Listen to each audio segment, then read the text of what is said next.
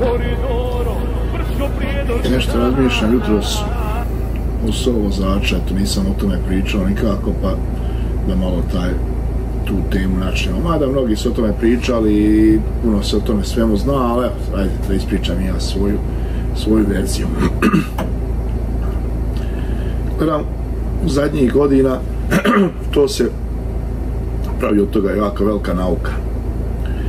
Za posao vozača, pa treba ti prometna škola, smjer vozač, znaš, pa razne dozvole, certifikati, ne znam, za opasne tvari, ADR-ovi, pa kod 95 sad svakih 5 godina, liječnički pregled, aj dobro razumijem liječničke preglede, to slažem se s tim. Sa većinom tih stvari se slažem, ajde, sve je to ok, normalno, promet je komplicirana stvar, nije to baš tako jednostavno. Ali opet kad pogledamo s druge strane, ovi stariji vozači i ljudi koji su malo ovako mojih godina, sjećaju se one nekadašnje špedicije Bugojno. Ta špedicija Bugojno je bila jedna od većih špedicija u bivšoj Jugoslaviji i ti ljudi su obišli Evropu, Aziju uzduž i poprijeko. Zaposleni su bili mahom ljudi tamo sa teritorije Bosne i Hercegovine koji su kao Paja i Jare u onoj seriji Kamiondžije najprije morali ići polagati osnovnu školu, pa vozački, pa kvalifikacije. Da se razumijemo, ne želim omalovažavati te ljude, ni u kojem slučaju, nego naprotiv. To samo govori da razina obrazovanja ne znači vašu inteligenciju. Pazite, znači ti ljudi koji su prvo nisu poznavali najbolje ni srpsko-hrvatski, tada u to vrijeme se učio srpsko-hrvatski, nisu poznavali srpsko-hrvatski, on se snašli u cijeloj Evropi, u cijeloj Aziji. Nisu poznavali jezike, nije postojalo GPS-a, nije postojalo ničega, ni telefona, nije teško si mogao doći do telefona.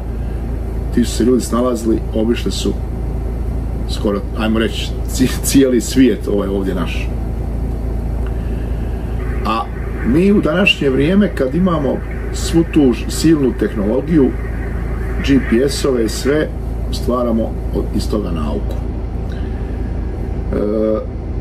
U današnje vrijeme sad svi ti adaptivni tempomati, pa automatski mjenjači, pa ne znam ni ja, jednostavno, ne znam, zadnja generacija kamiona koji sam ja vozio, to je bilo čisto, vozač je bio tu, eto, samo reda radi.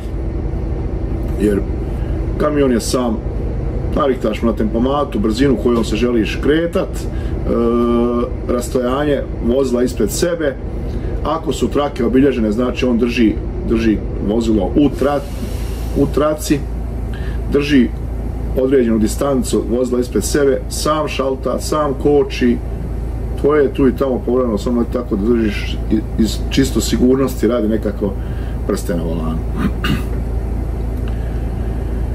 E sad, kad usporedimo to sa onim vremenom, vidimo da u stvari to današnja tehnologija ti je omogućila puno jednostavniji i lakši način upravljanja, a mi od toga pravimo još veću nauku nego što nam je tad trebala dok su, kažem, naši, ajmo reći, očevi, djedovi, dok su vozili.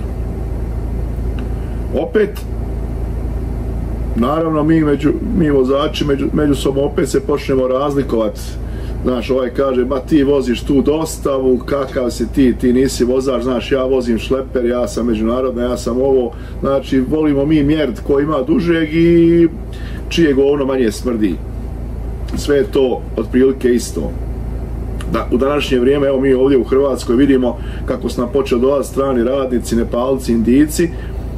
On jednostavno, što kaže bloger Krule, on nije imao tamo u Nepalu ni pješačku dozvolu, a došao je tu, vozi Glovo, vozi taksi, vozi, evo sad već autobuse vidim da voze kamione. Znači, vjerojatno dolaze kao i naši radnici po Njemačkoj, ono, poslije rata, štancale su se vozačke dozvole i diplome raznoraznih škola, to je išlo ekspresno, znaš, di općina Doboj, izgorila općina, dum, ajmo, štembiljaj. Mislim, okej, i danas ti ljudi već rade gore 30 godina u Njemačkoj, bez ikakvih problema, znači, eto, koliko je to sad, ako ti jesi za neki posao, i ako ga ti znaš i želiš raditi, ti ćeš to naučiti. A sad od toga stvarati nekakve velike nauke, ljude maltretirati sa raznoraznim školovanjima, mislim da to više služi onima koji dijele to obrazovanje i nauku, nego onima koji primaju to obrazovanje i nauku.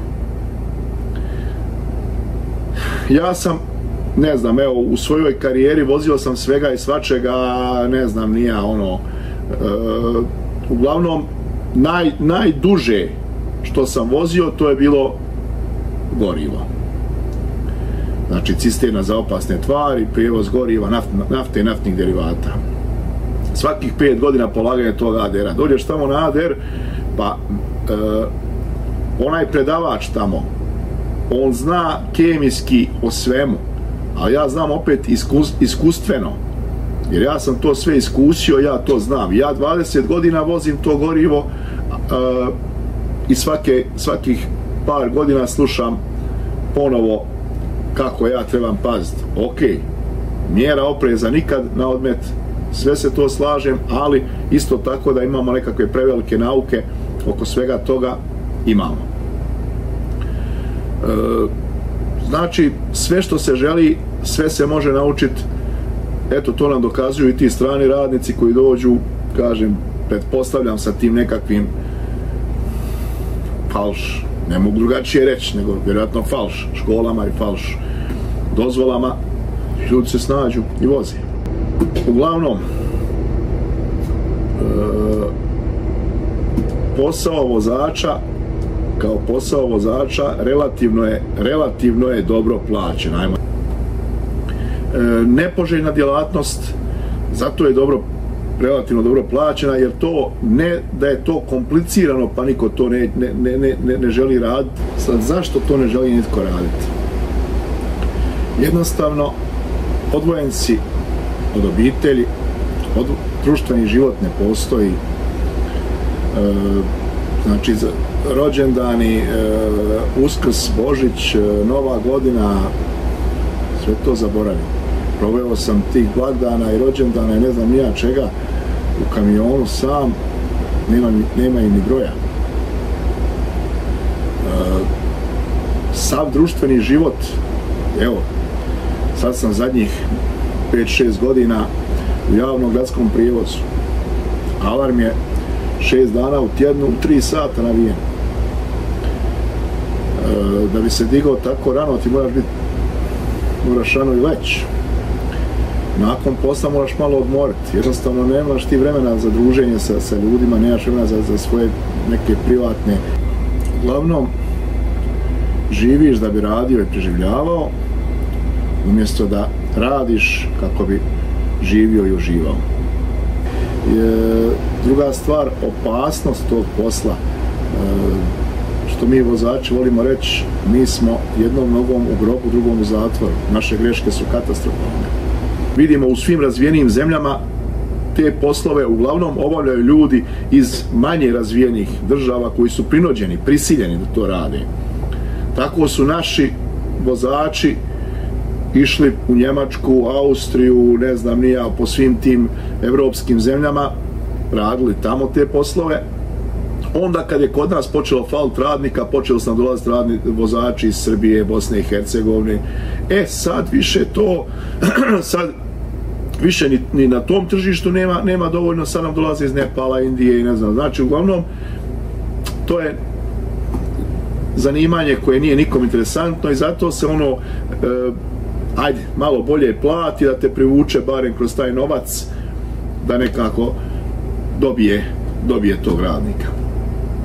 Tako, evo ljudi, uglavnom, to je posao vozača, ništa komplicirano, ništa zanimljivo, ništa dobro, Dosta mojih kolega je uvuklo svoje sinove u taj posao koji su poslije nastavili njihovim stopama. Ja sam svog sina plašio s ovim poslom. Uvijek sam mu govorio realno o poslu vozača, kakav je to posao. Nisam ga nikad naročito volio, jednostavno bio sam prisiljen da ga radim.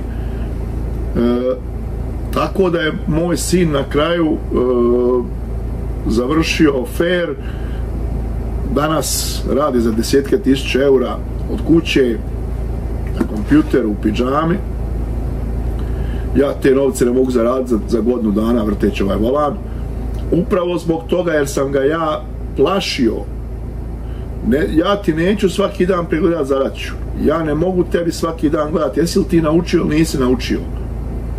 Ako se školuješ, želiš se školovati, dokle god se školuješ, ja sam tu da te podržim i da te finansiram. A ako počneš gubiti godine, popustiš u školi, evo ti posao vozača, vozi kao i ja. I njega je toliki strah bio od tog posla vozača da je sve završio u roku. Srednju školu, fakultet, 5 godina, sve završio u roku. Evo danas već svoj čovjek ima svoju firmu, radi za strane kompanije, tako. Uglavnom, da bi savjetovao ovaj posao nekome, ne bi, ali da bi ga isto tako preporučio nekome ko nije želio i htio da se školuje za nešto bolje, ok, može se i to raditi. Narode moj, toliko od mene, evo ovaj put sam ozbiljan, pa vidimo se. A ja vas sve u kafiću, u debelom mladu, gledam kako mašu, šupljice po gradu.